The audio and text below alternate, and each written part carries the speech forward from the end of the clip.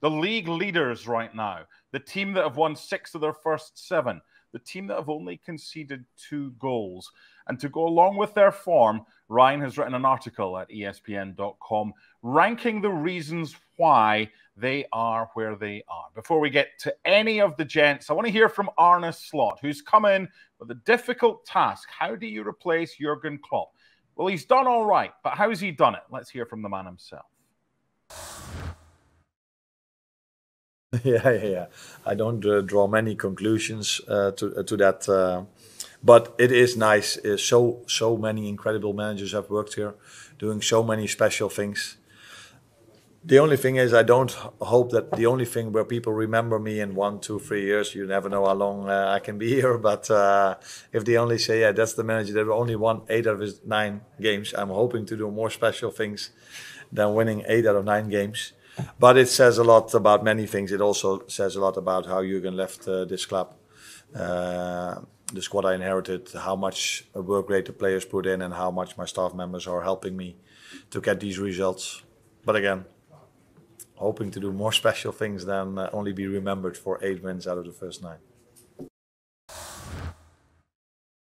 So that was after the Bologna game. It's now 9 wins after 10 after he won at Palace. Only one place to start. Steve Nicol, how big a surprise has it been that Liverpool are where they are? Or did you expect something like this given the fixtures to begin the season? I honestly can't turn around and say that we expected it.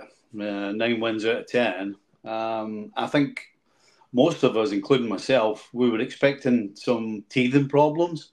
You know, clearly there was going to be some sort of shift from Jurgen Klopp to Arne Slot. But they've managed to do it because there has been a little shift, but they've managed to do it while winning games. And I think that's the key. And the other thing I took from that interview is how secure Arne Slot sounds. You know, he's saying all the right things. He's really confident. He's not scared to mention what a great squad he was left by Jurgen Klopp.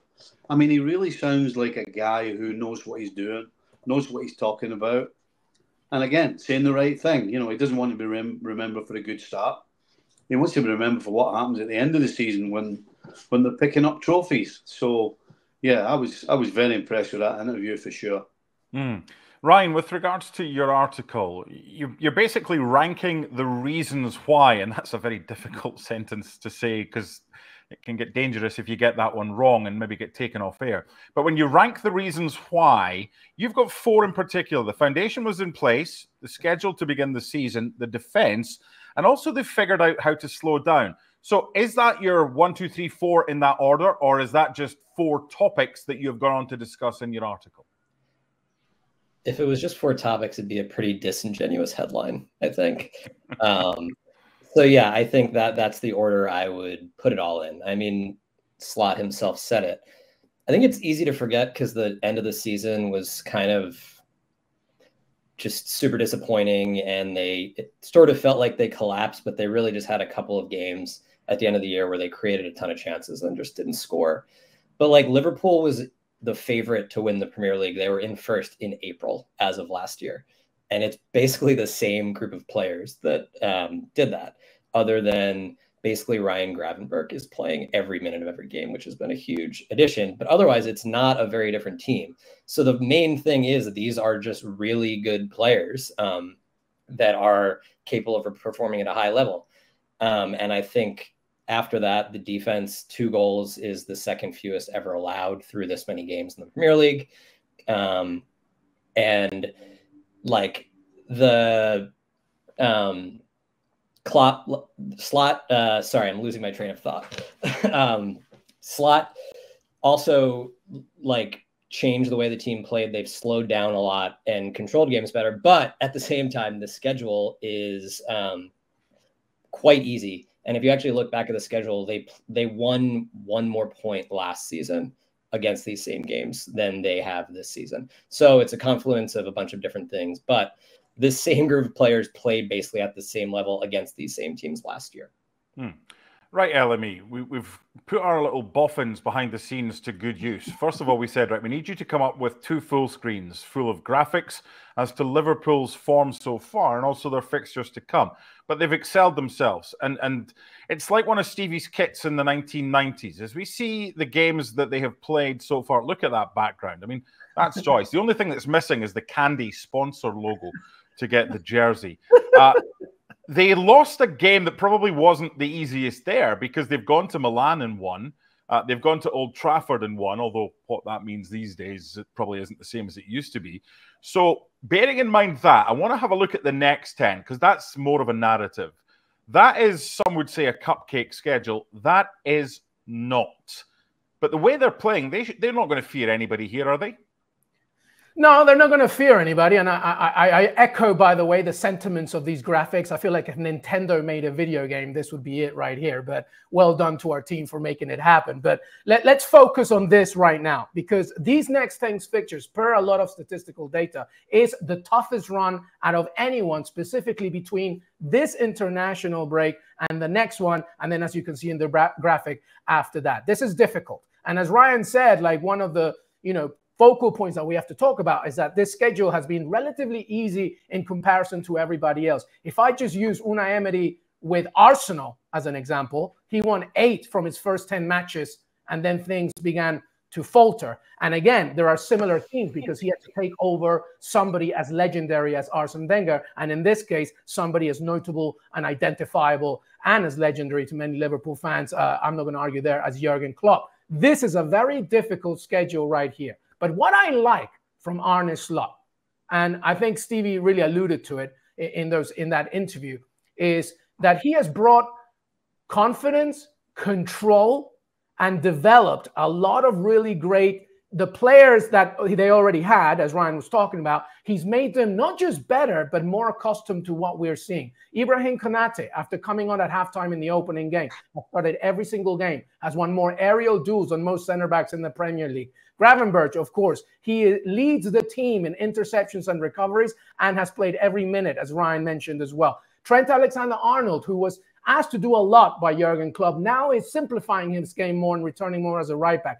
I mean, there are just many examples here where Liverpool are now so much better in so many ways, and really by doing more out of less, because under Jurgen Klopp, they actually had more possession and they actually did more passes. It's just that now they're doing so much more out of doing less. Luis Diaz, who, by the way, only scored 8 goals the entire season last season, already has 5. So I think that when you look at that schedule that's coming up with all those tough games, and yes, that's where they're really going to be tested against these tough opponents. It's good to see that there's control, there's confidence, and the players that were already good are now craziness better, like Gravenberch as an example. Stevie, let's talk the Liverpool defence. Just 2 goals conceded at Wolves. They won it 2-1. And at home to Nottingham Forest. And look, we all have bad days. That was a Liverpool bad day. And you said to me on ESPN FC, they'll bounce back. And they did. So what is it about the defence with regards to Van Dijk and Konate? Are they playing any differently with the full-backs, whether it's Robertson or Tsimikas on one side or Trent on the other? Why have they been able to hit the ground running and be so secure defensively? Well, I think there's no question under Slot, they have more players behind the ball when they're actually in possession of it, so that when it does get turned over, which it does, then they have more defenders in places to defend, and so that stops the opportunities for the opposition. I think there's no question that Konate and Van Dijk are the best partnership. However, I would suggest that yes, on black and white they've locked 2 goals in, but they've given some opportunities away. Keller has made some saves, Alisson's made some saves. I don't think they're quite as watertight as we think they are, or the stats would suggest. I still think they've given opportunities up. I still think they can get better at that. And I still think going forward as well, they can create more chances. And I think they can score more goals.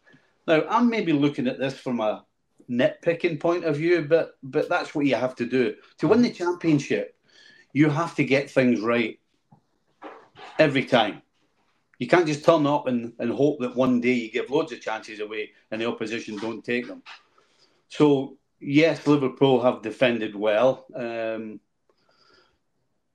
the nth degree, but they're still giving opportunities away. They're still giving teams a chance. You know, last weekend at Crystal Palace is a perfect example. Mm-hmm. Liverpool, no question, were the best side. They dominated them 90% of the game, but they still could have lost 2 points when Eze was one-on-one with Yaros and fortunately passed it back to him.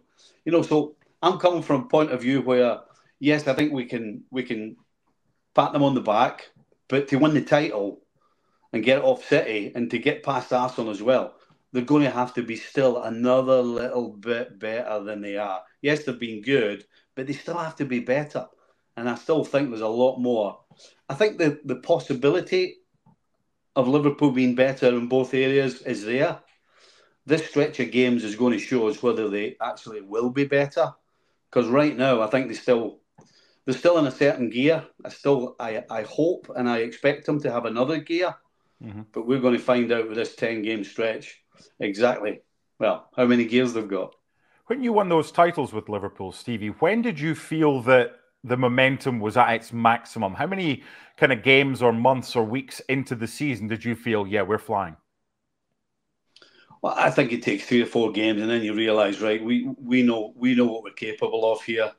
And if you're actually in the side, you have a better feel for whether you have more. I'm talking about gear changes here.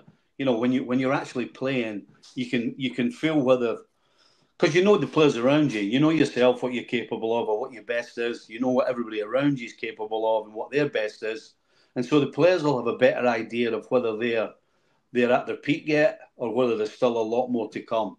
But I think they already know, the players themselves and Slot will know, you know, where they are. Because 10 games in, you better know what you're all about, and you better know whether you've got more in the tank or whether you're going to have to consolidate or whatever it is you have to do to win games. So that's why this coming schedule is so huge, because not only will we find out how good they are, but they'll find out whether they think they'll find out if they actually are as good as they think they probably are. Elemi, I'll get you to go through the schedule in just a second. But before that, Ryan, I just want to refer back to your article. And one of the 4 things that I said that you've mentioned as to the reasons why they've started so well is their ability to slow things right down. And one of the points that you've picked up on in your piece is that when the scores are tied, it's pretty much impossible to create anything against Liverpool. What was your broader kind of picture with regards to slowing the game down and making it harder for opponents to create chances against Liverpool? Yeah, I think all of the points Stevie made about why Liverpool's better defensively are accurate, but they also, with the ball, they're not as aggressive. So they're not losing the ball as often and not having to deal with the transitions we're used to Liverpool having to deal with this season. So the way they attack has made them better defensively.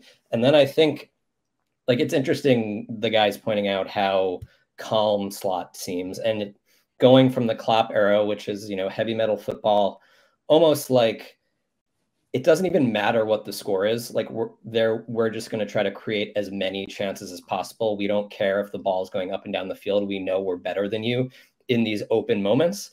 To now, like you pointed out, the chances that they've given up have pretty much all come after they've at least taken the lead. And a lot of the big chances they've given up have come after they've taken a 2-goal lead.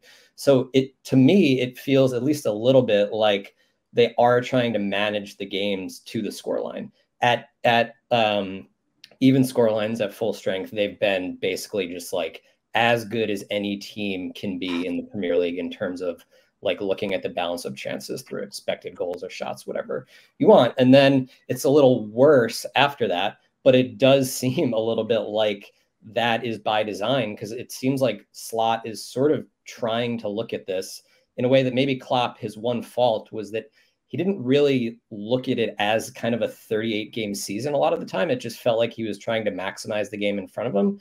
And that often led to a lot of injuries. And Slot, it seems like there's just kind of a general, like, this is a 50 plus game season. we're going to try to maximize our performance when the score is even, when we're up 1, and then we can maybe take our foot off the pedal after that. Whether that's a sustainable way to play long term, it's a little dangerous, as we saw against Crystal Palace. It's impossible to not give up chances, but it's at least interesting, and it seems very purposeful to me and not just random. Sorry, Luis. Sorry, lad. Can I ask Ryan a question? I haven't seen any data, but in my cluttered little brain here, my impression is that Liverpool are not creating as many chances as they used to. Does data back that up? So they're not creating as many chances, but they are, like, the average quality of the chances are better. They basically don't shoot from outside the box this season, which is, again, seems like a coaching thing.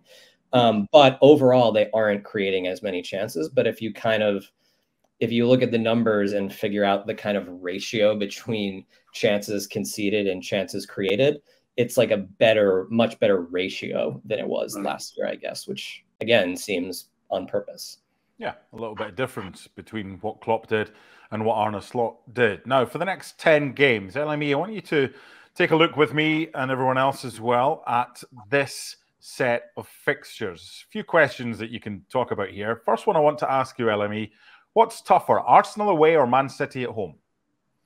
Well, that's a good question. Normally, I would probably go with just what we're seeing historically, right? And maybe I would say that Manchester City, just because of, like, you have to be almost perfect to beat them. But I think this season I'm going to go with the Arsenal away because, it's all down to a few things right now. And I think we're going to get to this later in the segment. But I'm not as confident about Manchester City and their defensive might as I was in the past. There's obviously Rodri is a big reason for that, but I think there is something there for Liverpool to do something at home against Pep Guardiola and City without Rodri. Arsenal to me seems a little bit trickier. Having said that, away from home this season, Liverpool are doing fantastic. I mean, their away record is AC Milan, Ipswich, Manchester United, Wolves, and Crystal Palace. They had to, Liverpool only won 9 of 19 away games last season, right? And they had to wait until December 9th for them to reach their 4th away win in the Premier League. They've already done that. So,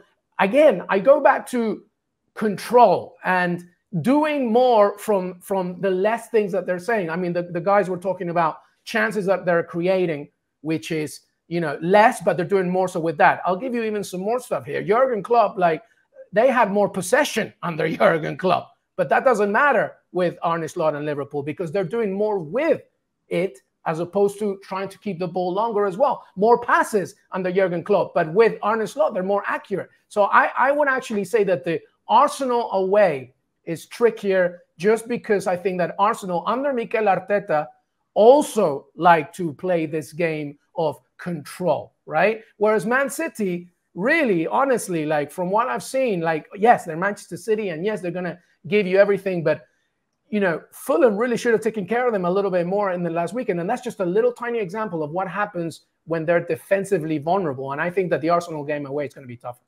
Stevie, with that set of 10 fixtures to come, obviously Real Madrid in the Champions League among some belter fixtures, if Liverpool emerge following that game against Manchester City, top of the Premier League, where they are right now, would your excitement scale increase a fair bit? Or are you still, until April comes, I'm not getting excited, look what happened last year, blah, blah, blah. Will you get excited if Liverpool are still top after that City game? I wouldn't suggest getting excited would be the right way to describe it. I would say that if Liverpool are top of the Premier League after they play Manchester City on December the 1st, then they have to realise that the expectation is that I'm hesitating here, not have to go on and win the Premier League, but you better be damn close. Because to get through this stretch of games and be top of the Premier League, it's going to take a proper team.